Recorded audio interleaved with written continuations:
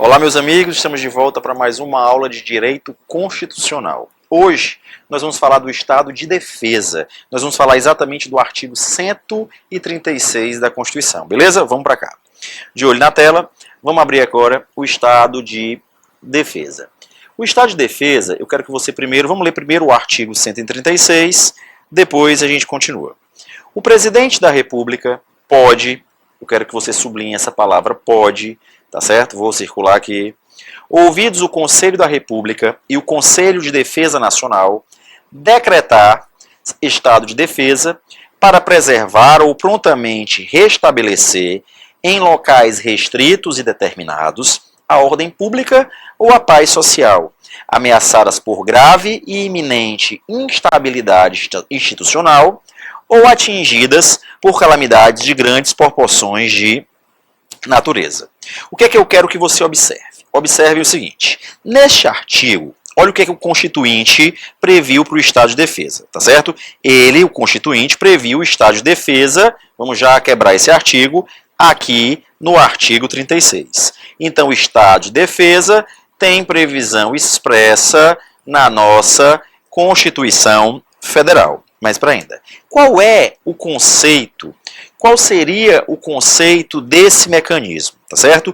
Quando é que ele pode ser declarado? Quando é que esse estado de defesa, pode ser declarado? Quem declara? Claro que a gente já viu aqui, ó, mas as perguntas que têm que ser feitas, tá certo? Então vamos começar a responder essas indagações. Vamos limpar tudo aqui e vamos começar a responder essas indagações. A primeira coisa é: quem decreta o estado de defesa é o presidente da República. Não é verdade? Quem decreta é o presidente da República. Mas olha o que é que eu quero que você observe. Qual foi a primeira pergunta que eu fiz? Qual é o mecanismo? Tá certo? Qual é o conceito desse mecanismo? Aí você vai dizer, decretar estado de defesa. Olha o que é que o artigo 136 ele vai dizer. A primeira pergunta é, tá certo? Esse estado de defesa, ele vai decretar, tá certo? Através do presidente da República. O presidente da República irá decretar, tá certo? Esse estado de defesa para quê? Para preservar, olha aqui, ou prontamente restabelecer. Vamos sublinhar isso aqui, ó. Preservar como prontamente restabelecer.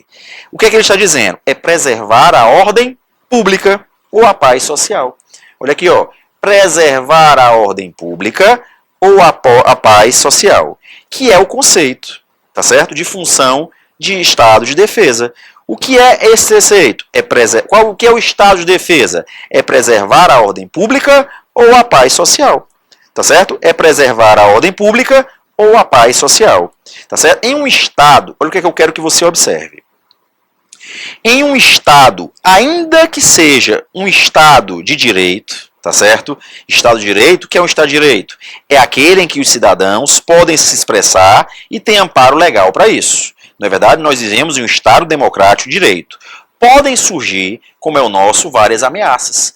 Mesmo que nós vivemos em um estado democrático de direito, podem surgir algumas ameaças, tá certo? E o estado de defesa é um mecanismo de previsão constitucional, ok? Ele é um mecanismo de previsão constitucional para corrigir, olha aí, ó, para corrigir sem abusos, cuidado com isso, para corrigir sem abusos ameaças ao ordenamento jurídico. Então ele serve para corrigir, claro, sem abusos, essa, tá certo, ameaça ao ordenamento jurídico.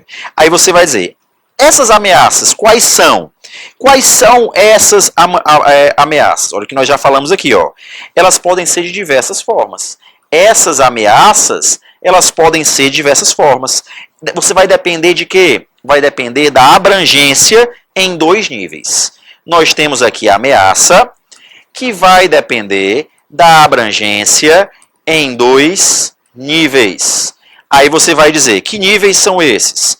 Tanto pode ser um nível local, como pode ser um nível nacional. O estado de defesa, olha aqui, ó, o estado de defesa, ele é um mecanismo que tem previsão constitucional para corrigir, sem abusos, ameaças ao ordenamento. E essas ameaças, elas tanto podem ser de nível local, como elas podem ser de nível nacional, tá certo? Então vamos voltar para cá. O que é que eu quero que você observe? Olhando para esse artigo que você está vendo aí na tela da Constituição, a qual dos níveis podendo recorrer ao estado de defesa? Qual dos níveis? Em locais restritos e determinados. Olha aqui, ó. Olha o que ele acabou de dizer, ó. Em locais restritos e determinados. Acompanhe, sublinhe isso aqui, ó. Então, vamos para cá, vamos focar nesse artigo, que esse artigo já diz muita coisa. Olha o destaque aí, ó. Locais restritos e determinados. Aqui nós temos a primeira peculiaridade do estado de defesa. Somente para locais restritos e determinados.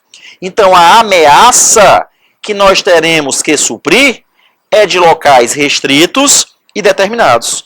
Caso o conflito seja de âmbito nacional, ok? Teremos que recorrer a um instrumento que não é o estado de defesa.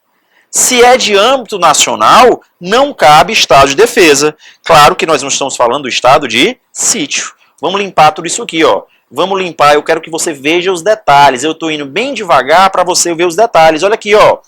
Em locais restritos e determinados. Então, a ameaça ao Estado, a ameaça que será suprida sem abuso, ela tem que estar em locais restritos e determinados. Beleza? Se for de âmbito nacional, porque nós já vimos que a ameaça pode ser local, como pode ser nacional. Se é nacional, nós já sabemos que é estado de sítio e não estado de defesa. Então você deve estar se perguntando assim, quais são as ameaças afinal?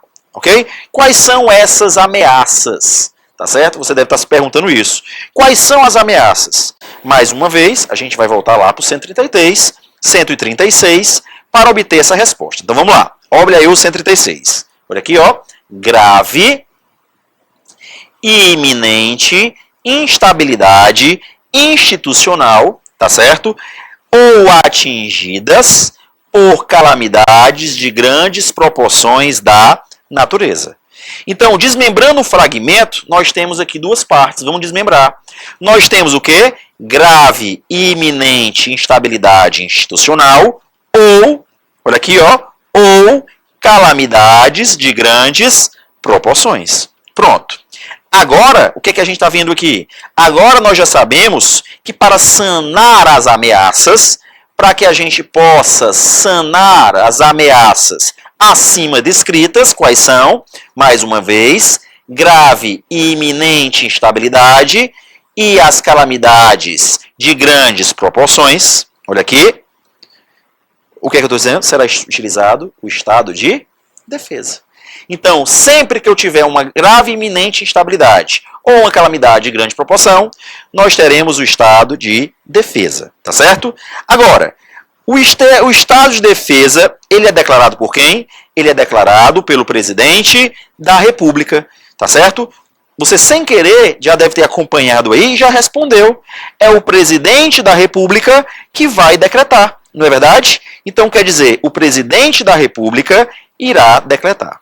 Então, vamos para cá e vamos tentar resolver uma questão que já caiu em prova. Olha o que ele diz assim. No que concerne ao estado de defesa, o que concerne ao estado de defesa e das instituições democráticas. Olha o que ele vai dizer. Ó. O presidente da República pode, olha aqui, ó, pode, ouvidos o Conselho da República e o Conselho da Defesa Nacional, decretar o estado de defesa, a fim de preservar prontamente, em locais restritos e determinados, a ordem pública ou a paz social, ameaçadas por grave e iminente instabilidade, tá certo? Ou atingidas por calamidades naturais de grandes proporções. Essa aqui é muito fácil. A questão que eu estou lendo, que você não está visualizando na tela, eu não coloquei por quê? Porque ela repetiu o artigo 136. Ele copiou o artigo 36, então está correto. Tá certo? Então isso aí você tem que observar. Então já respondemos lá no início respondemos aquelas duas nossas perguntas iniciais. O que é e quando é que deve ser declarada a defesa? Nós já sabemos que é para suprir uma ameaça e ela vai ser declarada quando? Quando houver um grave iminente, instabilidade institucional ou calamidade de grande proporção. Então quer dizer, o legislador ele atribuiu, observem aí, ao presidente da República a competência para decretar o estado de defesa. Ele atribuiu ao presidente da República. Ele deve ou pode? Ele poderá. É uma faculdade. Observem isso. É uma faculdade. Não é uma obrigação. Então ele poderá. Quem poderá? O presidente da República. Agora, claro, olha aqui, ó, há necessidade de ouvir o Conselho da República e o Conselho da Defesa. Há a necessidade, olha aqui, de ouvir. Então, peraí. Necessidade de ouvir, vamos abrir uma situação, uma OBS aqui, ó. Existe a obrigatoriedade, olha o que é que você vai colocar na prova. Existe a obrigatoriedade de ouvir o Conselho da República e o Conselho de Defesa, mas não em segui-los. É isso que eu quero que você anote aí. Existe a obrigatoriedade de ouvir, mas não de segui-lo. Quer dizer, não é vinculado. Você não está, como presidente da República, vinculado ao Conselho. Você pode ouvir, quer dizer, você não ouve não. Existe a obrigatoriedade para ouvir, mas não está obrigado a, tá certo? A segui-lo. O presidente da República que decreta esse estado de defesa, ele decretou. Tem um prazo, olha, prazo em prova, de 24 horas para encaminhar o ato com a justificação a quem? Ao Congresso Nacional. O Congresso Nacional, tá certo? Ó, atente ao prazo. 24 horas. O presidente da República decreta o estado de defesa e agora, no prazo de 24 horas, ele tem que encaminhar ato com justificação, viu? Ao Congresso Nacional. O Congresso Nacional vai decidir por maioria absoluta. O Congresso Nacional ele irá decidir por maioria absoluta. Metade mais o próximo inteiro dos seus membros. Metade mais o próximo inteiro dos seus membros. Tá certo? Cuidado. Enquanto, tá certo? Enquanto o estado de defesa vigorar, enquanto ele permanecer válido, o Congresso deverá permanecer funcionando. Não é porque foi decretado o estado de defesa que não existe mais o judiciário, que não existe mais o legislativo. Eles continuam funcionando. E mais, o Congresso ele tem um prazo de 10 dias para apreciar o ato. O Congresso ele agora tem um prazo de 10 dias para apreciar esse ato. Cuidado. Ele tem 10 dias para apreciar. Tá certo. Então eu tenho aqui o estado de defesa. Esse estado de defesa, qual é a duração dele? Qual é a duração desse estado de defesa? Vigência é de até 30 dias.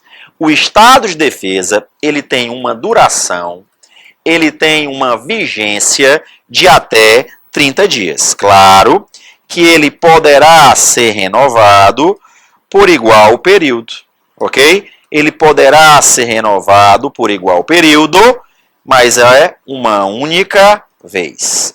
Ele poderá ser renovado por igual período, mas ele será renovado uma única vez. O que mais que eu preciso saber? Vamos voltar para cá. Ó. O decreto que instituiu o estado de defesa determinará o tempo de sua duração, especificará as áreas a serem abrangidas, indicará nos termos e limites das leis as medidas coercitivas dentre as seguintes. Nós não vamos falar das medidas coercitivas ainda, ok? Não vamos falar disso agora. Vamos dar uma pulada agora. E o que importa é o parágrafo 2º. o tempo de duração do estado de defesa não será superior a 30 dias, podendo ser prorrogado uma vez por igual período, se persistirem a razão. Então, quer dizer, olha o que eu acabei de dizer, ó, é uma única vez por igual período. Uma única vez por igual período. Existe uma questão do CESP que dizia assim, ó, caso a ordem pública e a paz social estejam ameaçadas por grave instabilidade social em certa localidade da região, quer dizer, ó, não é nacional, sudeste brasileira, em razão de calamidade pública, será lícito à União decretar o estado de defesa por um período máximo de 6 meses. Preste atenção aqui, ó. Cuidado com isso aí. Tá certo? O prazo, ele é sempre perigoso. A gente tem que prestar atenção nesse prazo. Olha o que é que disse, ó. Período máximo não superior a 30 dias. E pode ser prorrogado uma única vez por igual período. Já tem o prazo errado aí. Olha uma outra questão. Compete privativamente ao presidente da República aprovar o estado de defesa e o estado de sítio decretados pelo Congresso Nacional. É o contrário. O presidente da República decreta, não é verdade? E o Congresso Nacional, tá certo? Vai dizer, vai ratificar ou não. Não é verdade? O Congresso Nacional, esse item está errado. Quem decreta é o Estado, quem decreta é o presidente da República, tá certo? Quem decreta é o presidente da República. Tranquilo? O que mais? Vamos ver se a gente tem outras questões aqui. Então, vamos lá. O que é que eu quero que você observe? Fechamos mais um raciocínio. Eu quero que você observe o seguinte. Então, o Congresso Nacional, ele vai, olha aqui, ó, dentro, vamos pular aqui só para você analisar, decretado, vamos para cá, ó, o estado de defesa, ou a sua prorrogação, o presidente da República, dentro de 24 horas, submeterá o ato da respectiva justificação ao Congresso Nacional, que decidirá por maioria absoluta. Se o Congresso Nacional estiver em recesso, será convocado extraordinariamente num prazo de 5 dias. O Congresso Nacional apreciará o decreto dentro de 10 dias, contados de seu recebimento, devendo continuar funcionando enquanto vigorar o estado de defesa. Rejeitar o decreto, cessa imediatamente o estado de defesa. Então, vamos voltar para cá e vamos abrir uma nova observação. OBS aqui. Peraí, eu pulei aqui, vamos voltar para o que interessa e vamos fazer uma nova observação. Olha o que é que eu quero que você observe. O Congresso Nacional, ele vai exercer um controle político durante o estado de defesa. Olha o controle político aqui. Após decretar o estado de defesa, o Congresso Nacional pode aceitar ou rejeitar o estado de defesa. Para o presidente da República decretar, ele não precisa pedir autorização do Congresso. Ele vai decretar, tá certo? E depois submete ao Congresso para aceitar ou rejeitar. Agora, olha o que é que eu quero que você observe. Durante o estado de defesa, também vai existir um controle do Congresso Nacional. Durante o estado de defesa, também existirá um controle por parte do Congresso Nacional. Olha aqui, ó. A mesa do Congresso Nacional, ouvidos os líderes partidários, designará uma comissão composta de 5 de seus membros para acompanhar e fiscalizar a execução das medidas referentes ao estado de defesa, que é o que importa para a gente. Então, durante o estado de defesa, nós também temos um controle político por parte do Congresso Nacional. Durante o estado de defesa, nós também temos um controle político por parte do Congresso Nacional. Ele irá fiscalizar durante. E após a cessação do estado de defesa, nós também teremos um controle. Esse controle aqui é o controle que nós chamamos de controle concomitante. Nós temos aqui um controle concomitante. Mas também nós teremos um controle posterior. Olha aqui, ó. Cessado o estado de defesa, cessarão também os seus efeitos, tá certo? Sem prejuízo da responsabilidade pelos ilícitos cometidos por seus executores ou agentes. Olha a parte que interessa. Logo que cesse o estado de defesa, As medidas aplicadas em sua vigência serão relatadas pelo presidente da República ao Congresso Nacional. Por quê? Porque aí nós estamos falando de um controle político posterior. Então, mesmo que o Congresso Nacional aceite o estado de defesa, vai existir esse controle por parte do Congresso Nacional. Agora, também, então vamos agora começar uma nova etapa. O que eu quero que você observe? Nas primeiras etapas, foi comentado que o estado de defesa era o quê? Gera consequências. Aí a pergunta é, quais são as consequências que esse estado de defesa irá gerar? Vamos voltar lá para o 36, parágrafo 1º. Quais são as consequências que o estado de defesa irá gerar? Olha aqui o que nós falamos bem aqui, ó. Voltando para cá. Sublinhando isso aqui, limpando aqui. Olha aqui, ó. Medidas coercitivas dentre as seguintes. Vamos já começar por isso aqui. Então a minha pergunta é, quais são as consequências? Quando o estado de defesa ele é decretado, tá certo? Uma série de mudanças ocorre, claro, no Estado democrático. Nós estamos no Estado democrático. Quando ele é decretado, claro que uma série de mudanças irão ocorrer. Principalmente que nós já estudamos o artigo 5º e nós vimos que aqueles direitos, eles não são o quê? Absolutos. E muitas dessas regras lá são quebradas tanto no estado de defesa, como são quebradas no estado de sítio. E a gente começa pelo parágrafo 1º, que traz algumas medidas coercitivas. O parágrafo 1º, ele nos traz algumas medidas coercitivas. E quais são essas medidas coercitivas? Vamos lá. Primeiro, nós teremos restrições aos direitos. Quais são esses direitos que serão restritos? Olha aqui, ó. Reunião, ainda que exercida no seio das associações. Então, eu posso restringir direitos de reuniões, mesmo que seja dentro das associações. Sigilo de correspondência, sigilo de comunicação telegráfica e telefônica. Olha o mais. Ocupação e uso temporário de bens, serviços públicos, na hipótese de calamidade pública, respondendo à União pelos danos e custos decorrentes. Então, nós temos algumas restrições. Vamos para o parágrafo 3º de novo. Na vigência do estado de defesa, olha aqui, ó, na vigência do estado de defesa, a prisão por crime contra o Estado, olha aqui, ó, determinada pelo executor da medida, será por este comunicada imediatamente ao juiz competente, ratificando que durante o estado de defesa, o Poder Judiciário continua funcionando. Durante o estado de defesa, o Poder Judiciário continua funcionando.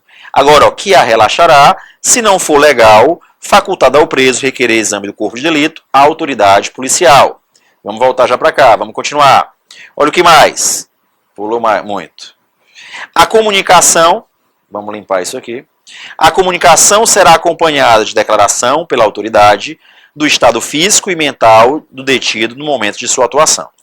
A prisão ou detenção de qualquer pessoa não poderá ser superior a 10 dias, claro, se autorizada pelo Poder Judiciário. Pode ultrapassar dos 10 dias, se autorizado. É vedada a incomunicabilidade do preso. Então, quer dizer, ele vai ter acesso a um advogado. Então, peraí, vamos voltar e vamos falar algumas coisas aqui, ó. No parágrafo 1º, olha o que é que eu quero que você observe. Circular o parágrafo 1º aqui, ó. Tá certo? Nós temos medidas o quê? Nós temos medidas coercitivas, que foi o que nós acabamos de ler.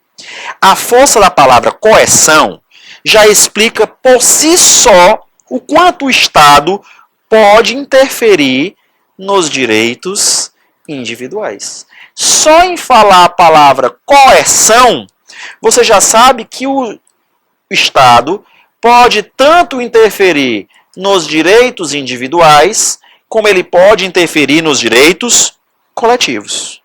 Olha aqui, ó. Então quer dizer o quê, ó? Okay, vamos para cá, ó. Vamos pular aqui. A ocupação, olha aqui, ó, e uso temporário de bens e serviços públicos, na hipótese de calamidade pública. Sabe que isso aqui ocorre muito, né? Então, olha aqui, ó, a prisão por crime contra Estado determina pelo executor, olha os exemplos que nós vimos, comunicação será acompanhada de declaração, prisão ou detenção, incolumidade do preso. Então, quer dizer, o que é que eu quero que você observe? O parágrafo 1º e o parágrafo 3º, ele traz as situações que você tem que decorar.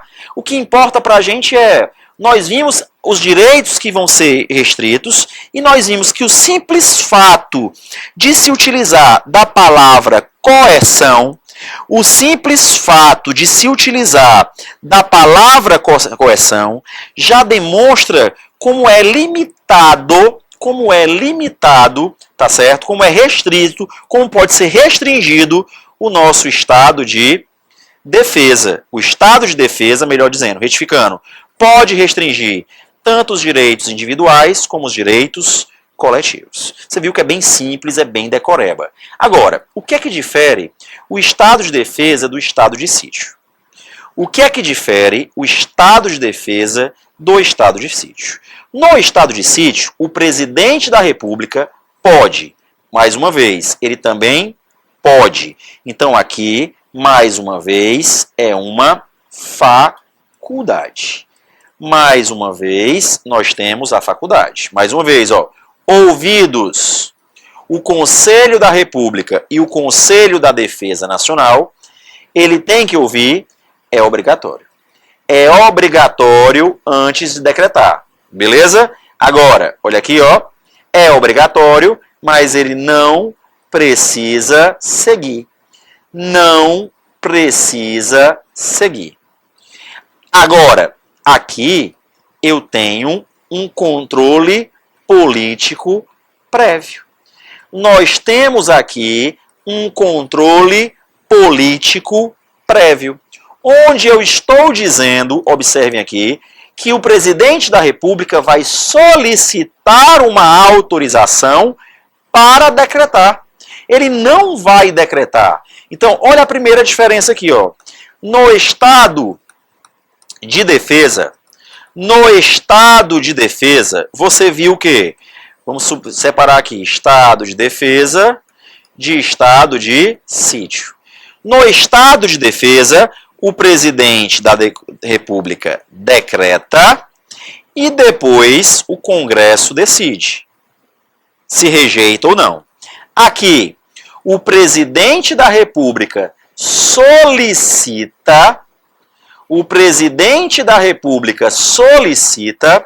uma autorização do Congresso Nacional. O presidente da República só pode decretar esse estado de sítio após a autorização do Congresso Nacional. Sem a autorização do Congresso Nacional, não existe a possibilidade dessa decretação. Tá certo? Então é isso que eu quero que você observe. O presidente pode, tá assim? Assim como no estado de defesa, não há uma imposição legal para que o presidente decrete. É discricionário, não é vinculado. Agora, o presidente precisa de autorização do Congresso Nacional. Ele necessita da autorização para a decretação, tá certo? Já no estado de defesa, ele precisa de uma autorização do Congresso para manter o estado de defesa vigente. Ele já decretou. Ele precisa do Congresso para manter o estado de defesa vigente. Beleza? E a gente volta no próximo bloco.